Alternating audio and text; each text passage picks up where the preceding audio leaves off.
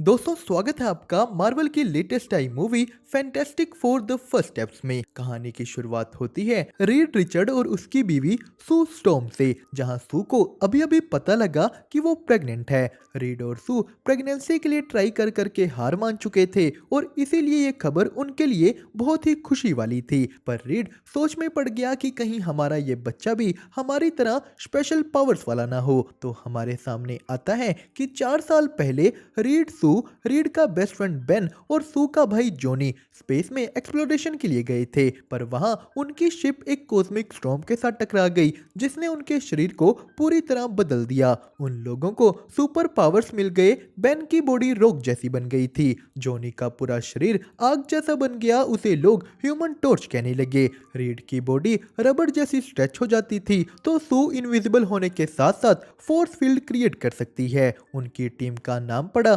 Fantastic four. उन लोगों ने दुनिया को कई खतरों से बचाया। रीड एक बहुत ही इंटेलिजेंट साइंटिस्ट था, तो सू पॉलिटिकली सारी कंट्रीज को साथ ला दुनिया में शांति लाने की कोशिश कर रही है। उसने अंडरग्राउंड वर्ल्ड के लीडर हार्वी के साथ भी समझौता कर लिया। पूरी दुनिया फैंटास्टिक फोर से प्यार करती है। तो अभी इस वक्त जॉनी और बेन डिनर के लिए रीड और सू का वेट कर रहे थे, जो पहली बार संडे डिनर के लिए लेट हो गई हैं। बेन सू और रीड का चेहरा देखकर ही समझ गया कि सू प्रेग्नेंट है। सब लोग सेलिब्रेट करने लगे। पूरी दुनिया को भी ये खबर दे दी जाती है। उनके पूरे घर को बेबी प्रूफ कर दिया गया। सब लोग यही सोच रहे हैं कि क्या बेबी के पास भी सुपर पावर्स होंगी। रीड इसी चीज की रिसर्च कर रहा है, तो इसी के साथ साथ उन्हें स्पेस से कई नई ट्रांसमिशंस मिल रही थी। रीड टेलीपोर्टेशन पर भी रिसर्च कर रहा है। वो एक अंडे को टेलीपोर्ट कर पा रहा था, पर इसके लिए बहुत ही ज्यादा एनर्जी लग रही थी। जिसके बाद जोनी स्पेस से आई ट्रांसमिशन सुनने लगा। ये किसी और ही लैंग्वेज में थी। तो सू ने उनके रोबोट हर्बी को बच्चे का क्रिब बनाते देखा। वो रीड को कहती है कि क्रिब तुम्हें बनाना चाहिए था, पर रीड कहता है कि मैंने ये बनाया, देखो इससे मैं टेस्ट कर पाऊंगा कि बच्चा नॉर्मल है या नहीं। तो सू इन टेस्ट से तंग आ चुकी थी कि हमने बहुत टेस्ट कर लिए, बच्चा नॉर्मल है। वो यहाँ अपनी बॉडी को हल्का सा इनविजिबल कर रीड को उनका बेबी दिखाती है, जो बिल्कुल ही नॉर्मल नजर आ रहा था। जिसी के साथ रीड ने आसपास के सभी छोटे मोटे क्रिमिनल्स को भी अरेस्ट करवा दिया। वो पूरी दुनिया को ही बेबी प्रूफ करने में लग गया था। पर तभी स्पेस से उनकी तरफ कोई आया। जोनी पास जाकर देखता है तो ये एक औरत थी। इस सिल्वर सर्फर ने टाइम स्क्वायर के सामने जा फैंटास्टिक फोर से पूछा कि क्या तुम लोग इस प्लेनेट के प्रोटेक्टर्स हो। सू ने कहा हाँ। तो सिल्वर सर्फर बताती है कि तुम्हारा ये प्लेनेट जल्द ही खत्म हो जाएगा, तुम्हारे प्लेनेट को गैलेक्टस कंज्यूम कर जाएंगे, तो जितने दिन तुम्हारे पास बचे हैं उन्हें खुशी से जी लो। जो सुन जॉनी सिल्वर सर्फर के पीछे गया। वो उसका बोर्ड पकड़ लेता है। सिल्वर सर्फर उसे किसी और लैंग्वेज में कुछ बोलकर निकल गई। जिसके बाद रीड अपनी रिसर्च में लग जाता है। उसने देखा कि स्पेस में से कई प्लैनेट्स खत्म हो चुके हैं और उन सभी प्लैनेट्स में वो सिल्वर सर्फर जा चुकी थी। रीड कहता है कि इससे पहले गैलेक्टस यहाँ पहुंचे, हमें उस तक पहुंच जाना चाहिए। तो जॉनी कहता है कि उस लड़की ने मुझसे बात करी थी, वो बहुत ही काइंड तरीके से कुछ बोल रही थी, वो मेरे चेहरे के सामने थी। सबको पता चल गया कि जॉनी को वो लड़की पसंद आ गई है। तो जॉनी ने सू को बताया कि इन स्पेस से आई ट्रांसमिशंस में से एक ट्रांसमिशन बिल्कुल सिल्वर सर्फर की लैंग्वेज की तरह है। जिसके बाद रीड जॉनी को उनके नए सूट्स दिखाता है। इन सूट्स के साथ जॉनी स्पेस में भी थोड़ी देर के लिए ह्यूमन टॉर्च बन पाएगा। फैंटास्टिक फोर की टीम फिर से एक बार स्पेस की ओर निकल गई। वो लोग हाईटेक टेक्नोलॉजी की मदद से बहुत ही फास्ट स्पेस में ट्रेवल कर पा रहे थे। सिल्वर सर्फर के हीट सिग्नल्स ट्रैक करते हुए वो लोग एक प्लेनेट के पास पहुंचे और उनकी आंखों के सामने ही ये प्लेनेट तबाह होने लगा।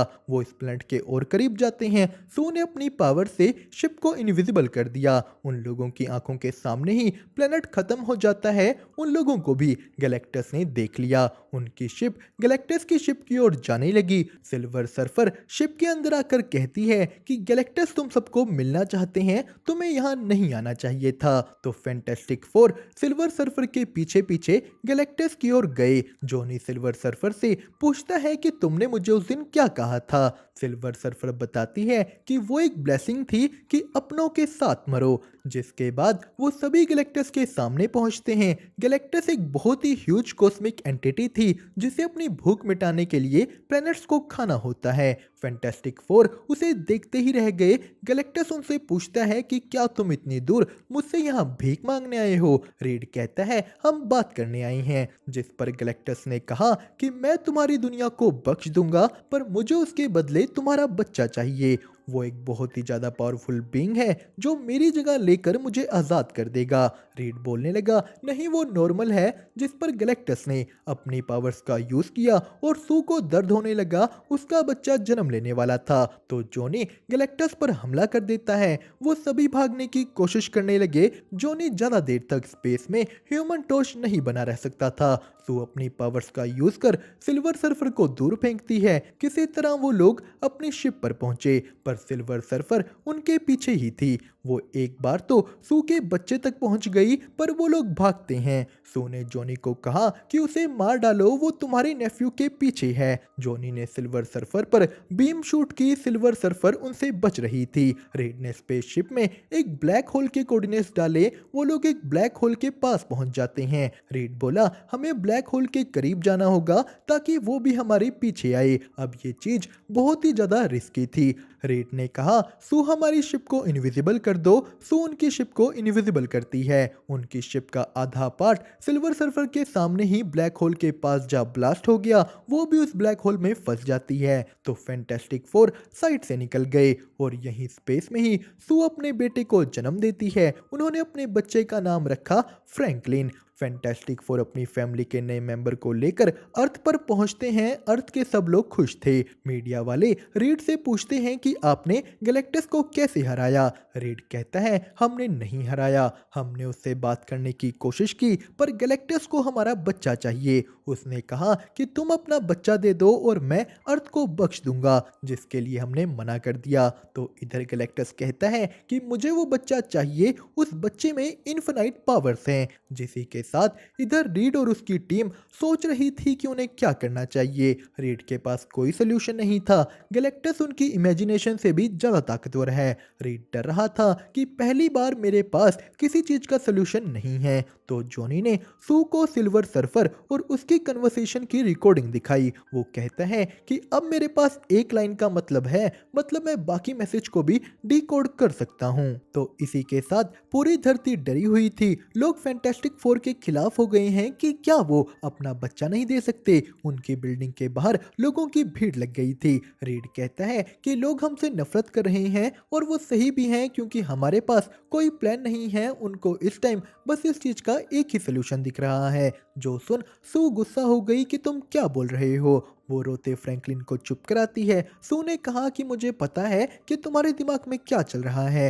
रीड बोला नहीं मैं अपने बेटे को गैलेक्टस को कभी नहीं दूंगा। मेरा काम सोचना है। मैं बुरी बुरी चीजें सोचता हूँ ताकि उनका सोल्यूशन निकाल सकूं। रीड कहता है कि मैं सब ठीक कर दूंगा। तो सू फ्रैंकलिन को ले लोगों के बीच पहुंच गई कि ये मेरा बेटा है फ्रैंकलिन। सू ने कहा कि मेरी मॉम हमेशा कहती थी कि सू मैं तुम्हारे लिए जमीन आसमान दोनों को हिला दूंगी और वो ही मैं अपने बच्चे के लिए करूंगी। सू ने कहा कि मैं इस प्लेनेट के लिए अपने बच्चे को सेक्रीफाइस नहीं करूंगी और ना ही मैं अपने बच्चे के लिए इस प्लेनेट को सेक्रीफाइस करूंगी। हम लड़ेंगे। हम एक परिवार बनकर लड़ेंगे। तो सू की उस जमीन आसमान हिलाने वाली बात से रीड को एक आइडिया आया। वो कहता है कि हम अपनी अर्थ को ही एक ऐसी जगह मूव कर देंगे जहां गैलेक्टस नहीं आ सकता। रीड यहाँ उस अंडे की तरह पूरी अर्थ को मूव करने की बात कर रहा है। वो ऐसा करके अर्थ को इतनी दूर ले जाएगा जहां तक गैलेक्टस लाखों सालों तक नहीं आ सकता। तो इस चीज के लिए उन्होंने पूरी अर्थ में बड़े बड़े टावर्स बनाने शुरू कर दिए। उन्हें ये काम करने के लिए बहुत ज्यादा एनर्जी चाहिए थी। तो पूरी दुनिया में एनर्जी सेव करने के लिए लॉकडाउन लगने शुरू हो गए। जिसी के साथ रीड फ्रैंकलिन से बात करने लगा कि मैं तुम्हारे बारे कुछ नहीं जानता और अब मैं जानने की कोशिश भी नहीं करूंगा। तुम खुद ही मुझे सब बता देना। इधर जॉनी सिल्वर सर्फर की लैंग्वेज डिकोड करने में लगा था। तो पूरी अर्थ को मूव करने का दिन आ गया। वो लोग सभी टावर्स को ऑन कर देते हैं। काउंटडाउन शुरू हुआ पर तभी वहां एंट्री हो जाती है सिल्वर सर्फर की। उसने एक एक कर सभी टावर्स डिस्ट्रॉय करने शुरू कर दिए, यानी फैंटास्टिक फोर का मिशन खराब हो गया। तो जॉनी सिल्वर सर्फर का सामना करता है। उसने सारी जगह उसकी लैंग्वेज के मैसेज चला दिए। इस मैसेज में सिल्वर सर्फर का नाम लिया जा रहा था शालाबाल। जॉनी शालाबाल से उसकी लैंग्वेज में बात करता है। उसे शालाबाल के बारे पता लग गया था कि वो एक साइंटिस्ट के प्लेनेट से आती है, और जब गैलेक्टस उसके प्लेनेट को कंज्यूम करने आया, शालाबाल ने अपने प्लेनेट को बचाने के लिए गैलेक्टस की गुलामी करनी शुरू कर दी। और इन ट्रांसमिशंस में उसके प्लेनेट के लोग उसे थैंक यू कह रहे हैं, पर बाकी के प्लेनेट से बस दर्द भरी चीखें सुनाई दे रही थी। शालाबाल ये सब नहीं सुन पाती, वो ऊपर उड़ गई तो जॉनी उसके पीछे आया। वो कहता है कि ये मेरा प्लेनेट है और मैं भी इसे तुम्हारी तरह बचाऊंगा। जॉनी कहता है फ्रैंकलिन की जगह मुझे ले जाओ। शालाबाल कहती है ऐसा नहीं हो सकता। वो कहती है कि बच्चा लेकर यहाँ से भाग जाओ। तो नीचे अब वो अर्थ को मूव नहीं कर सकते थे, जिस पे रीड को एक और आइडिया आया। वो कहता है कि हमें गैलेक्टस को यहाँ लाना होगा। हम उसे यहाँ टाइम स्क्वायर में लाकर एक ऐसी जगह टेलीपोर्ट कर देंगे जहाँ से वो कभी वापस ना पाए। अब इस काम के लिए उन्हें 37 सेकंड तक गैलेक्टस को टावर्स के बीच रखना होगा। बेन ने पूछा कि हम उसे यहाँ तक लाएंगे कैसे, तो सू समझ गई कि रीड फ्रैंकलिन को एज अ बेट यूज करने का सोच रहा है। जो सुन सभी कहने लगे कि ये बकवास प्लान है। रीड कहता है कि यही एक प्लान है। जिसके बाद वो लोग इस चीज की तैयारियां करने लगे। उन्हें ये सारा एरिया खाली कराना होगा। सो इस काम के लिए अंडरग्राउंड वर्ल्ड के लीडर हार्वी को मनाती है। इसे मोल मैन भी कहा जाता था। सू ने उसे मनाया कि पूरी अर्थ खतरे में है। थोड़े टाइम के लिए तुम्हें सरफेस के लोगों को अंडरग्राउंड जगह देनी होगी। सब लोग धीरे धीरे नीचे जाने लगे तो गैलेक्टस धरती के करीब आ गया। रीड और सू फ्रैंकलिन को टाइम स्क्वायर के बीच रख देते हैं। गैलेक्टस अपनी शिप से उतर न्यूयॉर्क पहुंचा। वो यहाँ मिट्टी की खुशबू तक लेता है। उसने स्कैन करके फ्रैंकलिन को ढूंढ लिया। गैलेक्टस न्यूयॉर्क की सड़कों से होते हुए टाइम स्क्वायर पहुंचा, पर तभी जॉनी उसकी आंखों पर हमला कर देता है। वो फ्रैंकलिन को वापस उनके घर रखाया। रे टेलीपोर्टेशन ऑन करने को तैयार था, पर गैलेक्टस टावर्स के बीच कदम नहीं रखता। वो पीछे हट गया। उसने फ्रैंकलिन को फैंटास्टिक फोर की बिल्डिंग में देख लिया। वो उसकी ओर बढ़ जाता है, जिस पर फैंटास्टिक फोर मिलकर गैलेक्टस को रोकने की कोशिश करते हैं, पर उनके सारे वार नाकाम साबित हुए। गैलेक्टस ने बेन को स्पेस में फेंक दिया। जॉनी उसको बचाने जाता है तो गैलेक्टस ने सू की कार को भी हाथ मार फेंक दिया। रीड जब गैलेक्टस पर हमला करने गया, गैलेक्टस ने उसे कीड़े की तरह पकड़कर स्ट्रेच करना शुरू कर दिया। रीड के कपड़े फटने शुरू हो जाते हैं। वो दर्द से चिल्ला रहा था तो तभी वहां जॉनी और बेन आ गए। उन्होंने रीड को बचा लिया, पर गैलेक्टस जाकर फ्रैंकलिन को उठा लेता है। सू ने अपने बेटे को उसके पास देखा।